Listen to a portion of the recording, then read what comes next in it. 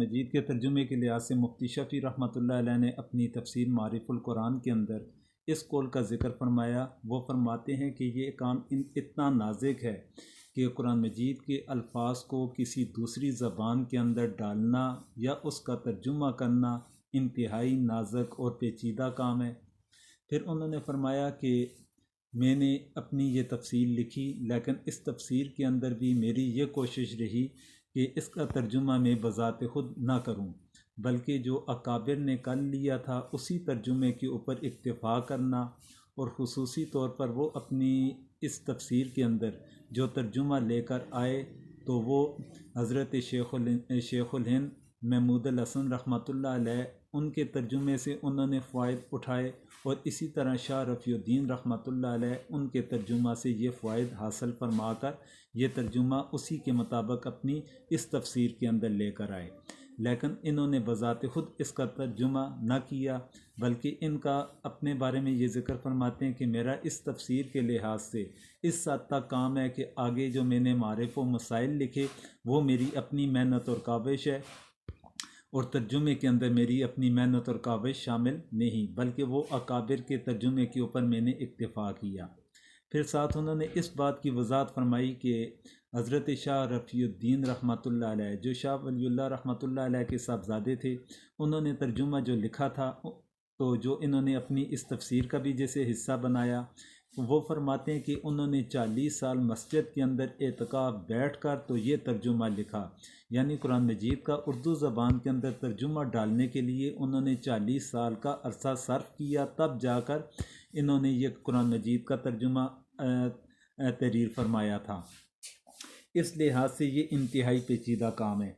तो इसलिए मेरी भी यही कोशिश होगी कि तर्जुमे के अंदर हू बहू कि जो अकाबिर ने तर्जुमा किया तो उसी के मुताबिक करने की, उसके अंदर अपने अल्फाज इसके अंदर शामिल ना करने की। ये तो पहली बात थी। फिर इसके बाद जी दूसरे नंबर पर बात आ जाती है सूरत फ़ातिहा के फ़ज़ाइल और ख़ुसूसियात के हवाले से। कुरान मजीद का आगाज़ सूरत फ़ातिहा से किया जाता है। अल्लाह तबारक व तआला ने इसका आगाज़ सूरत फ़ातिहा से फ़रमाया। तो सूरत फ़ातिहा के बारे में तो इस पर इसकी अल्लाह तबारक व तआला ने बड़ी ख़ुसूसियत रखी और इसकी बहुत ही ज़्यादा फ़जीलत भी रखी है। तो इसे सूरत फ़ातिहा को उम्मुल किताब भी कहा जाता है। तो इसका नाम एक सूरत शिफा भी हदीस मुबारक के अंदर इसका नाम आया। फिर इसी तरह उम्मुल कुरान भी इसका नाम अहादीस मुबारक के अंदर मज़कूर है। इस तरह और भी कई नाम इसके मशहूर हैं, लेकिन ज़्यादा मशहूर ये 3 अक़वाल इसके नामों के मतल्लक़ मिलते हैं। फिर अब पहली वेई के मतल्लक़ कि पहली वेई के मतल्लक़ तो बात यही है कि जिस तरह हदीस मुबारक के अंदर भी आता है कि सूरत अलक़ यानी इक़रा बिस्मि रब्बिकल लज़ी ख़लक़ कि इस सूरत की इब्तदाई आयात अल्लाह तबारक व तआला ने नाज़िल फरमाई थी। अब सहाबा किराम के अगर अक़वाल को देखा जाए तो 2 किस्म की रवायात हमें सहाबा किराम के अक़वाल से मिलती हैं कि पहली वेई के पहली सूरत के मतल्लक़। बाज़ सहाबा किराम से ये कौल मिलता है कि जो पहली सूरत नाज़िल हुई वो सूरत अलक़ है, जबकि बाज़ सहाबा किराम का जो कौल है वो सूरत फ़ातिहा के मतल्लक़ भी है। फिर इन दोनों अक़वाल के दरमियान तत्वीक़ मुफ़स्सिरीन किराम इस लिहाज से बयान फरमाते हैं कि इब्तदाई तौर पर जो आयात का नुज़ूल हुआ वो तो सूरत अलक़ की आयात का नुज़ूल हुआ, लेकिन पहली जो मुकम्मल सूरत नाज़िल अल्लाह तबारक व तआला ने फरमाई वो सूरत फ़ातिहा है। इस लिहाज से इन दोनों सहाबा किराम के जो हमें अक़वाल मिलते हैं उनके दरमियान बआसानी तत्बीक पैदा की जा सकती है।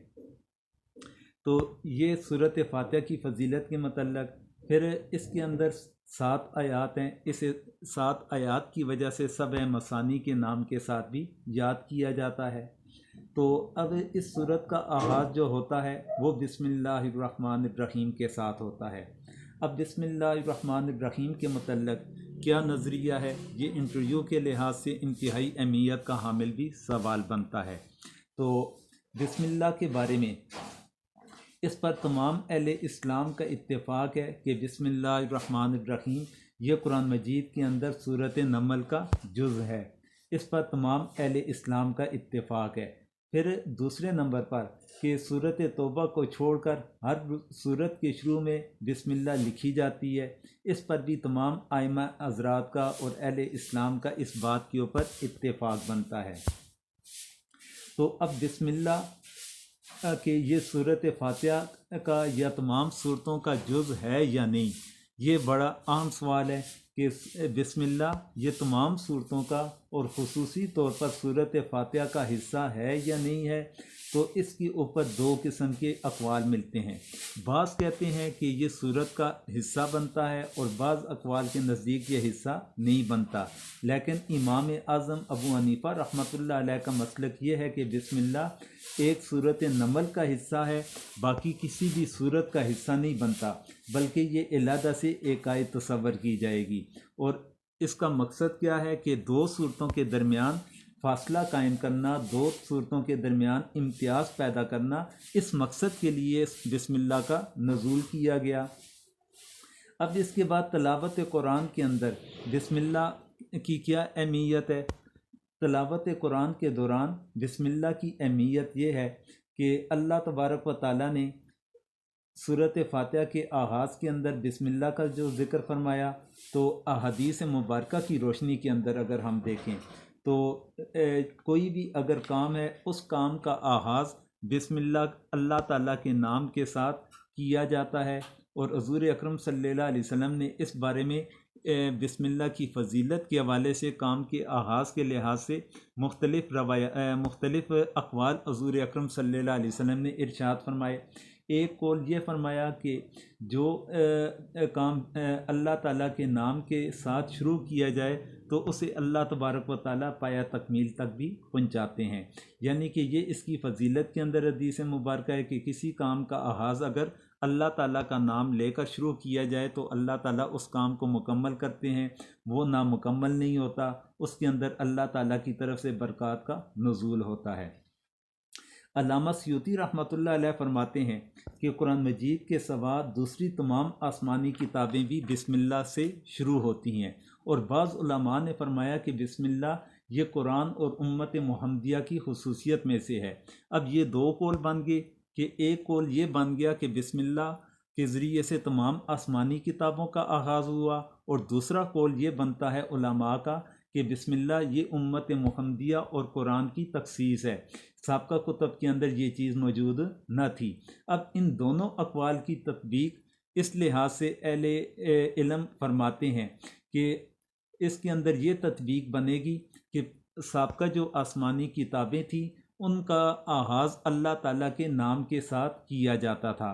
जिस तरीके से बिस्मिल्लाह के नज़ूल से पहले हुज़ूर अकरम सल्लल्लाहु अलैहि वसल्लम अपने हर काम का जो आगाज़ फरमाया करते थे वो फरमाया करते थे बिस्मिका अल्लाहुम्मा, इन अल्फाज के साथ फरमाया करते थे। यानी बिस्मिल्लाह वो ना पढ़ा करते थे बल्कि बिस्मिका अल्लाहुम्मा इन अल्फाज को अदा फरमाया करते थे। इसी तरह साबका जो आसमानी कुतब थी उनका आगाज़ भी अल्लाह ताला के नाम के साथ किया जाता था, लेकिन जो बिस्मिल्लाहिर्रहमानिर्रहीम के मखसूस अल्फाज हैं ये कुरान के साथ मखसूस हो गए, उम्मत मुहम्मदिया के साथ इसकी तखसीस होगी। इस लिहाज से इन दोनों के दरमियान तत्बीक, दोनों अक़वाल के दरमियान तत्बीक पैदा की जा सकती है।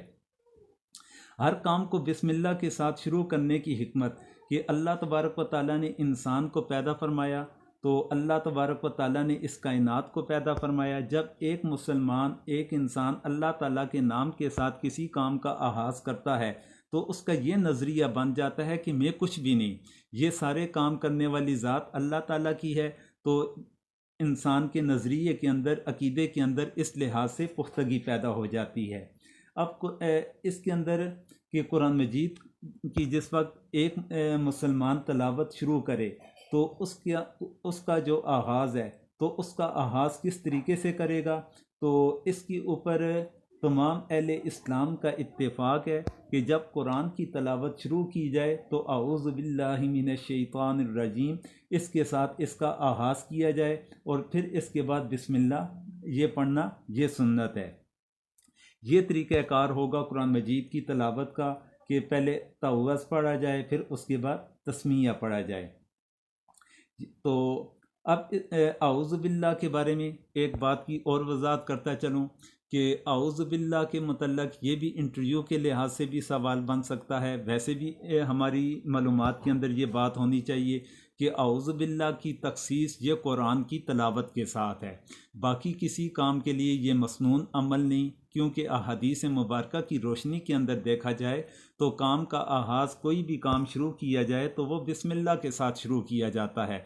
औज़ु बिल्लाह के साथ किसी काम के आगाज़ का हुक्म अहादीस मुबारका के अंदर मौजूद नहीं। हाँ, कुरान मजीद के अंदर अल्लाह तबारक व तआला ने ख़ुद ज़िक्र फरमाया, फ़इज़ा क़राअतल क़ुरआन फ़स्तइज़ बिल्लाहि मिनश्शैतानिर रजीम, कि जिस वक्त कुरान की तलावत शुरू की जाए तो औज़ु बिल्लाह के साथ शुरू की जाए। तो इस लिहाज से देखा जाए औज़ु बिल्लाह का पढ़ना ये कुरान के साथ मखसूस हुआ, कुरान के अलावा किसी और अमल के साथ इसकी तखसीस नहीं बनती। अब इसके बाद जाते हैं बिस्मिल्लाह की तरफ। तो बिस्मिल्लाहिर्रहमानिर्रहीम, तो अब इसे देखा जाए ये 3 लफ्ज़ों से मुरक्कब है बिस्मिल्लाह। तो बिस्मिल्लाह के अंदर एक तो जो हर्फ है वो बा है, दूसरा इसम आ गया और तीसरे नंबर पर अलिफ आ गया। तो अब इसके अंदर जो बा है, तो इस बा के मतलब ये ज़िक्र करता चलूँ कि असल के अंदर ये बा इलादा हर्फ बन रहा है, इसम इलादा बन रहा है। तो फिर बा के साथ अलिफ को साथ में मिलाया जाए तो भी इसमी इस तरह के अल्फाज बन सकते थे। लेकिन ये बिस्मिल्लाह के साथ एक खुसूसियत है कि यहाँ पर जो अल्फाज लिखे गए रस्म उस्मानी के अंदर मौजूद हैं, तो इसके अंदर बा के बाद लफ्ज़ हर्फ जो अलिफ है उसे माज़ूफ़ कर दिया गया, उसे ख़त्म कर दिया गया। तो उसे अलिफ को ख़त्म करने के बाद बा को सीन के साथ मिला दिया गया, यानी कि इस्म का जो सीन है, सीन के साथ मुत्तसिल बा को रखा गया। इन दोनों के दरमियान जो फासला कायम करने वाला अलिफ था, इस अलिफ को ख़त्म कर दिया गया। अरबी ज़बान के अंदर किसी भी जगह पर इस तरह के जो अल्फाज का इस्तेमाल किया जाता है वो उसके साथ अलिफ का साथ में ज़िक्र लाजमी तौर पर होता है। उसकी एक मिसाल कुरान मजीद ही से मैं आपके सामने वाज़े करना चाहूँगा कि जो पहली किरात है, पहली नाज़िल होने वाली आयात हैं, इक़रा बिस्मि रब्बिकल लज़ी खलक़, उसके अंदर देख लें इक़रा के बाद इक़रा बिस्मि रब्बिकल लज़ी खलक़, वहाँ पर बाक अलिफ के साथ मुत्तसिल है, अलिफ का वहाँ पर ज़िक्र मौजूद है। इसी तरह किसी भी मकाम पर इस तरह आप मिसाल देख सकते हैं कि वहाँ पर अलिफ को माज़ूफ़ नहीं किया जाता, बल्कि ये जो तखसीस है ये तखसीस सिर्फ़ और सिर्फ बिस्मिल्लाहिर्रहमानिर्रहीम के साथ ये तखसीस है। अब यहाँ पर फिर इसके बाद बिस्मिल्लाह के बाद आगे 2 हरूफ आ जाते हैं, अल्लाह ताला की 2 सिफ़ात का ज़िक्र आ जाता है। एक है लफ्ज़ रहमान और दूसरी सिफ़त है लफ्ज़ रहीम। अब रहमान और रहीम इन दोनों का अगर मादा देखा जाए तो दोनों का मादा रहमत ही है, लेकिन इन दोनों के दरमियान थोड़ा सा इन दोनों के मानी के अंदर काफ़ी फ़र्क आ जाता है।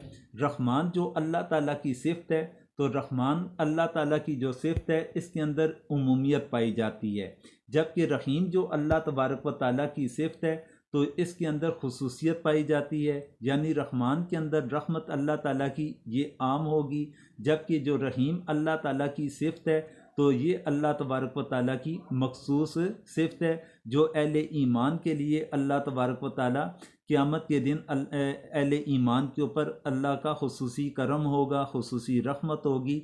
ये रहीम अल्लाह ताला की जो सिफ़त है उसकी तरफ ये मंसूब हो जाएगा।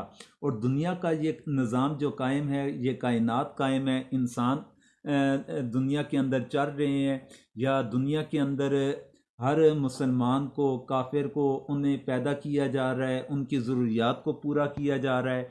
ये चीज़ अल्लाह तबारक व तआला की जो रहमान वाली सिफ़त है तो उसके अंदर ये चीज़ आ जाएगी। अब इसके अंदर एक और मसले की वजाहत भी करता चलूँ कि लफ्ज़ अल्लाह है या लफ्ज़ रहमान है, इसके ऊपर आइमा मुज्तहिदीन या मुफस्सिरीन किराम इनका इस बात के ऊपर इत्तेफाक है कि ये दोनों नाम अल्लाह ताला की ज़ात के साथ ख़ास हैं।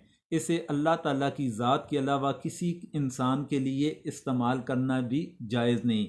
लफ्ज़ अल्लाह भी किसी इंसान के लिए इस्तेमाल करना जायज़ नहीं, लफ्ज़ रहमान का इस्तेमाल करना भी जायज़ नहीं। यहाँ तक कि अगर किसी का नाम मिसाल के तौर पर फजल रहमान है, अब्दुल रहमान है, किसी ने रख लिया, तो उसे मुख्तसर करते हुए सिर्फ रहमान कहकर पुकारा जाए, तो रहमान कहकर पुकारा अगर जाएगा तो वो बंदा गुनाहगार होगा, क्योंकि ये अल्लाह तबारक व तआला की ज़ात के साथ ये दोनों चीज़ें मखसूस हैं, और अल्लाह ताला की ज़ात के साथ मखसूस होने की वजह से ये वाहिद के अल्फाज इनके मिलेंगे, इनका न तस्निया मिलेगा और ना ही जमा मिलेगा, क्योंकि अल्लाह ताला की ज़ात तन्हा है, अकेली ज़ात है, वाहिद ज़ात है, और अकेली और वाहिद ज़ात होने की निस्बत के साथ फिर इसका न तस्निया बनता है और ना ही इसकी जमा बन सकती है।